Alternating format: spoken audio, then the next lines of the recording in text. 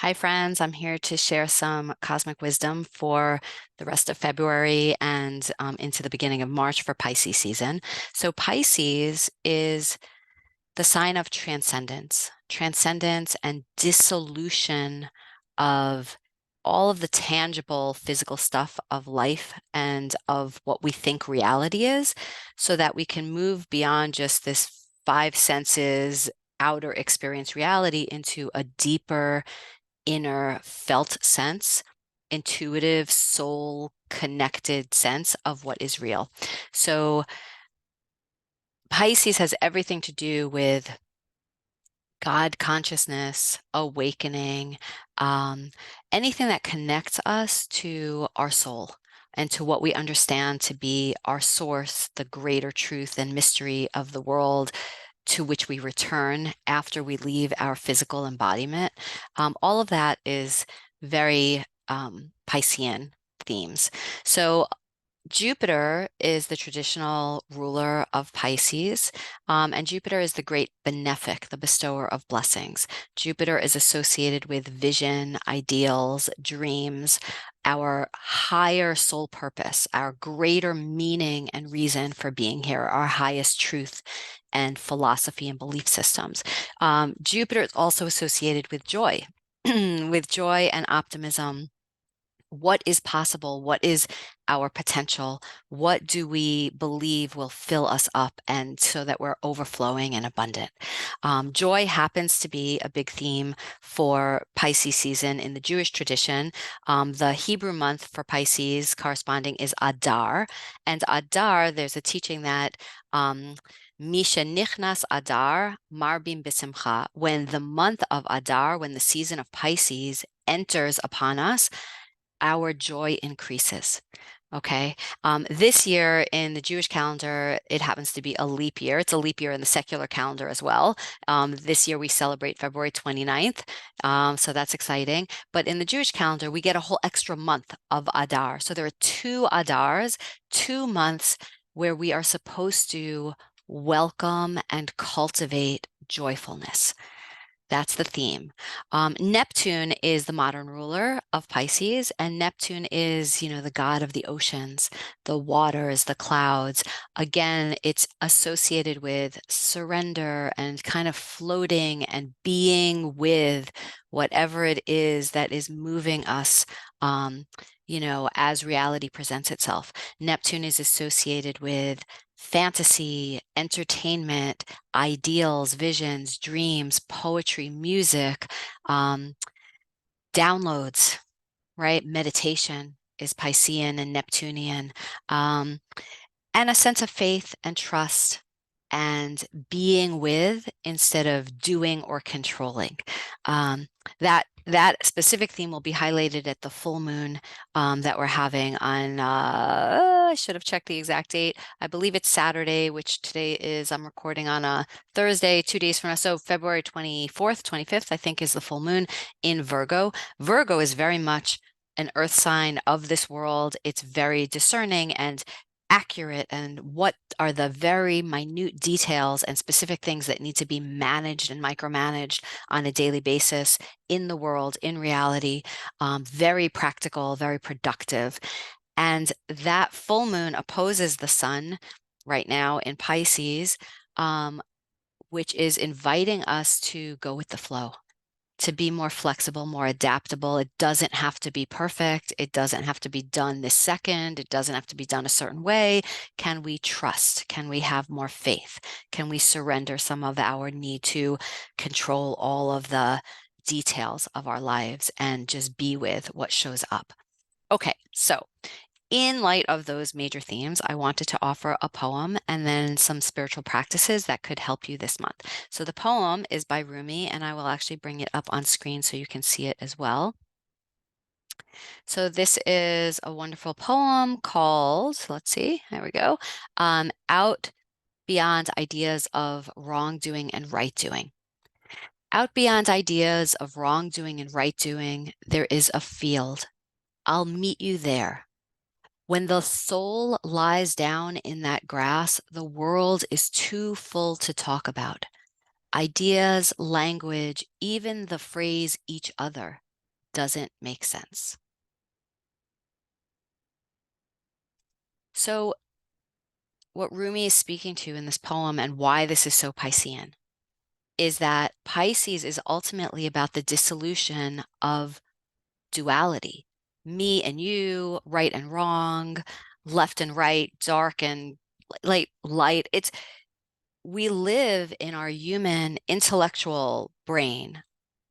Our logical brain has a lot of words and descriptors to separate and define this from that, right? I am something separate than you.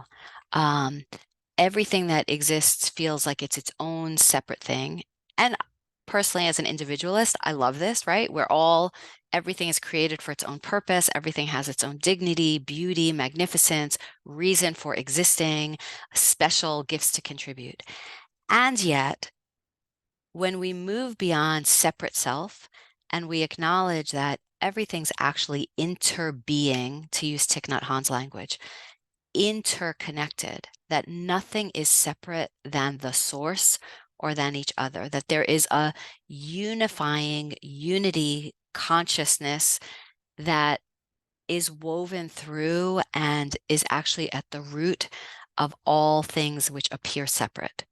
When we move beyond right doing and wrongdoing, and we meet in this field of pure potential of everything that is possible, that is beyond limitation, something magical happens, right? When we move from our thoughts and ideas and our words out of our mind into our heart, into our soul, into our deeper consciousness, that then we're connecting on a much different level, right? So here are my practices for how we might play with this month.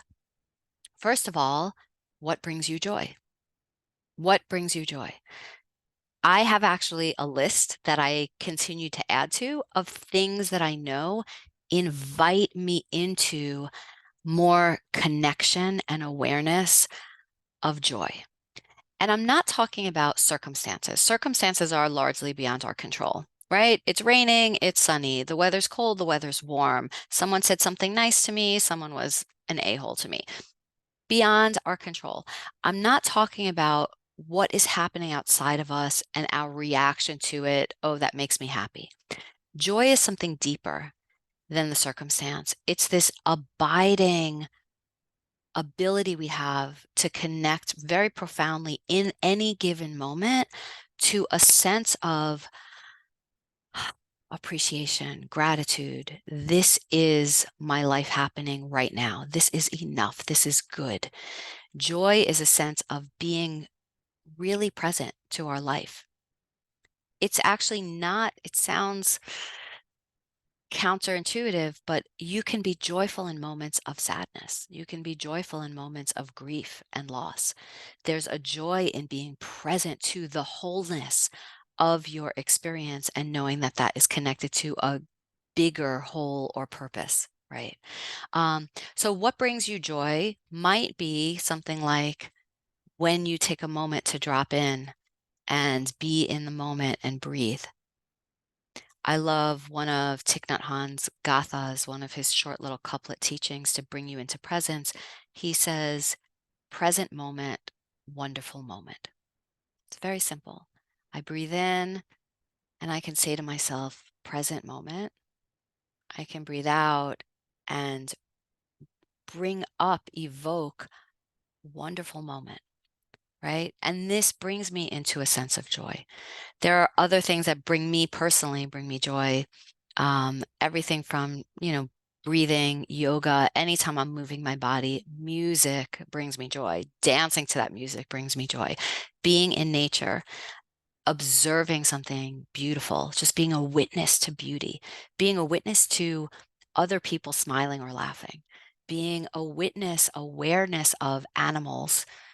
I'm amazed and love to just see what animals do and how they play and how they exist, and just like the awareness of life happening. Um, Other things that bring me joy is being with teenagers, being with young people, having a great conversation. You know, there's so many things on my list. The main thing is what's on your list. What brings you into an awareness of, oh yes, I can be super present, happy, grateful right now. So I would offer that if you don't already have a joy list, maybe play with that, and then find at least 5 minutes a day. No matter how busy you are, no matter how tired you are, whatever else is going on, whatever you're struggling through working with, 5 minutes, or start even smaller, 1 minute, something that brings you joy from that list. And give yourself the time to do that. With Saturn sitting in Pisces right now for the whole year, actually for the next 2 years, Saturn is about bringing actual structure, really doing the work and taking seriously Piscean things, taking seriously making time and space for your own soul work, for your own spiritual practice work. Okay, what else do I have to offer for you?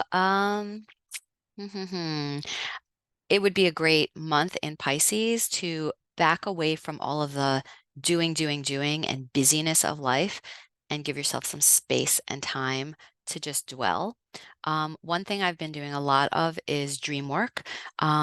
Great time right now to do dream work. So you can, before you go to bed, invite in dreams to show you something, even if what they're showing you is entertainment, right? Free entertainment. That was kind of fun, cool, interesting, weird. Invite in dreams that maybe have a deeper message for you. Dreams with animal spirits and guides, dreams with ancestors, dreams of showing you what you're capable of, what is possible, what could fill you, what it is your soul is yearning for on a deeper level that maybe on a daily conscious level we're not accessing. Um, and I keep a dream journal in the middle of the night when I have a dream and I don't want to lose it and I don't want to just have it disappear into the ethers. Um, if I'm aware enough, I'll wake myself up, or I wake up knowing I had a dream and I'll quickly write it down, and then I'll come revisit it in the morning.